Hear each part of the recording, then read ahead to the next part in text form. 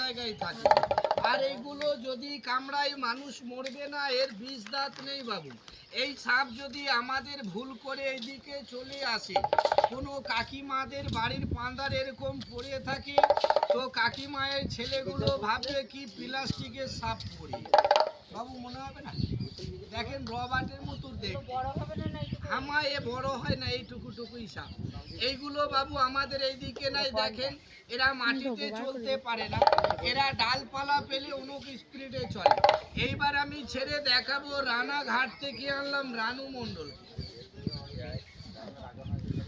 চলো রানু মণ্ডল বেরিয়ে এসো।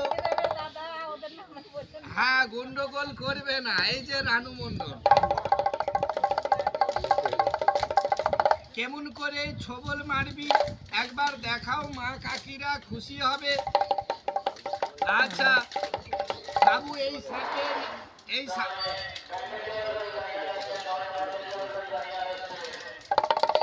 বাবু এই সাপের নাম বলছে খড়ে গোগ্র সাপ। এটা খড়ের গুদামে থাকে বাবু, হাঁস মুরগির ঘরে থাকে। ভুল করে পেয়ে গেলে কেমন করে ছবল বসাবি এমন করে। আর কেউ যদি তোমাকে 10-20 টাকা পেটে খেতে দেয়, তাকে তুমি কেমন জিভ বার করে আশীর্বাদ দেবে। ওই একটু জিভ বার করো হাতের মধ্যে, একটু আশীর্বাদ দাও। দেখো কে তোমাকে 10-20 টাকা পেটে খেতে দেয়। বা ভালো ভালো, থ্যাংক ইউ থ্যাংক ইউ। এইখানে বসো, এইখানে বসো। এইবার দেখাবো বাবা কোন সাপ থাকে আপনাদের ঘুটের ভেতরে। এই দেখেন কোন সাপ ঘুটের ভেতরে থাকে। যে ঘুটে আপনারা মা জড়ো করে রেখে দেন, ওর ভেতরে সাপটা থাকে। যাও ঢুকে পড়ো। এই দেখো এই সাপটা ঘুটের ভেতরে থাকে। যেখানে ঘুটে কাঠ আপনারা মা মাচানে তুলে রাখেন, ওর ভেতরে থাকে।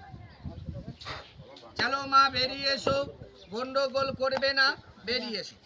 এই গো করতে নাই, আসতে।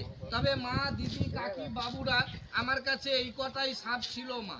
আপনারা দেখলেন সকালবেলা শখের লেগে আপনাদের গাড়ি ডাইহাট আসছে, আমরা গরিব মানুষ পেটের লেগে দেখালাম।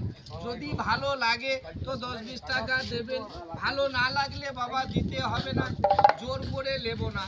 দেখো মা মনসা কে তোমাকে 10-20 টাকা দান করে, যার কাছে আছে নিশ্চয়ই দেবে।